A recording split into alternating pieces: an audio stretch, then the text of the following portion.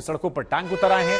आपको बता दें कि इन टैंकों पर सैनिक तैनात हैं और सुबह 5 बजे से ही देश में इमरजेंसी लगा दी गई है। सारा दारोमदार जो है वो ऐसा लग रहा है कि श्रीलंका में अब सेना के ऊपर है। सिंगापुर में गोटबाया के पहुंचने के बाद ही इस्तीफे का ऐलान होगा, ऐसी जानकारियां निकलकर सामने आ रही हैं।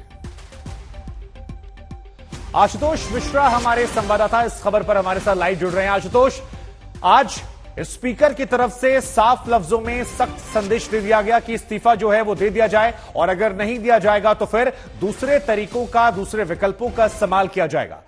सड़कों पर हम देख रहे हैं टैंक दौड़ रहा है। जरा बताइए वहां के हालात क्या हैं और जो ये सख्त संदेश है इसके मायने क्या है?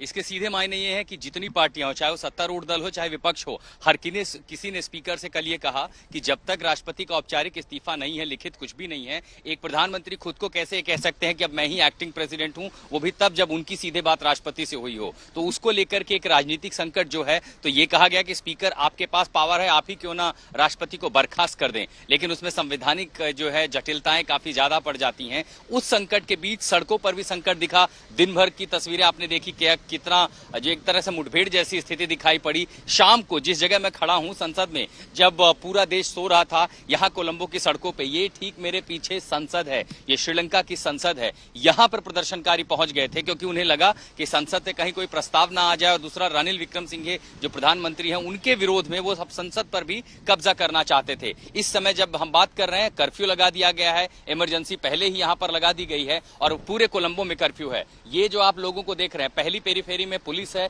पीछे की पेरीफेरी में सेना है और संसद भवन का 200 मीटर का जो पूरा रेडियस है, जो गोलाई और सड़कें हैं, वहां पर टैंकों के जरिए मार्च किया जा रहा है। सेना टैंक लेकर के उतरी है। प्रदर्शनकारियों आप बने रहिए आशुतोष, हमारे पास हम आपकी रिपोर्ट दिखाते हैं इस बारे में।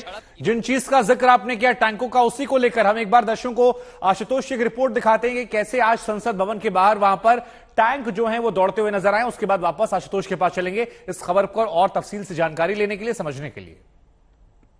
और जैसे ही हालात कोलंबो में खराब हुए हैं, लगातार झड़प के बाद प्रदर्शनकारी जब बड़े संस्थानों में घुसने लगे, अब कोलंबो की सड़कों पर सेना टैंक लेकर के निकली है। आप जो देख पा रहे हैं ये टैंक है और इसमें एंटी टैंक जो है गन भी है और ये तमाम सारे जो फौज है वो अब श्रीलंका की आम सड़कों पर ये परेड हो रही है। और ये लोग जो निकले हैं बेसिकली एडवांस मार्च के लिए कई इलाकों में। यहाँ जो हम खड़े हैं इसके आसपास, यहाँ से दाहिने तरफ संसद का इलाका है, ये पार्लियामेंट है। और कल रात जब जिस तरह से प्रदर्शनकारी बड़ी संख्या में संसद की ओर कूच करने वाले थे, तब प्रदर्शनकारियों को रोकने के लिए सेना ने बल का भी इस्तेमाल किया था, हवाई फायरिंग भी की, एक युवक को गोली भी लगी और टीयर गैस भी चलाए गए थे।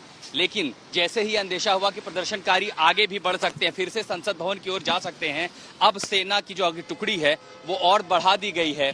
खासकर जो एक्टिंग प्रेसिडेंट है रनिल विक्रमसिंघे की ओर से भी आदेश दिया गया कि किसी भी हाल में प्रदर्शनकारियों को रोका जाए, कम से कम संसद भवन या ऐसे इलाकों में वो ना पहुंचने पाए। ये आप देख पा रही है तमाम जो श्रीलंकाई सेना है, स्पेशल कमांडोज जो है, स्पेशल फोर्सेस की टुकड़ी, ये अब टैंक लेकर के सड़कों पर एडवांस करने निकली है। ये संदेश प्रदर्शनकारियों के लिए है कि ये लॉ एंड ऑर्डर खराब ना हो, व्यवस्था खराब ना हो। अब कोलंबो के हालात आप इसी से समझ सकते हैं कि एक लोकतंत्र में सड़कों पे जब टैंक आ जाए तो आखिर हालात कैसे होंगे।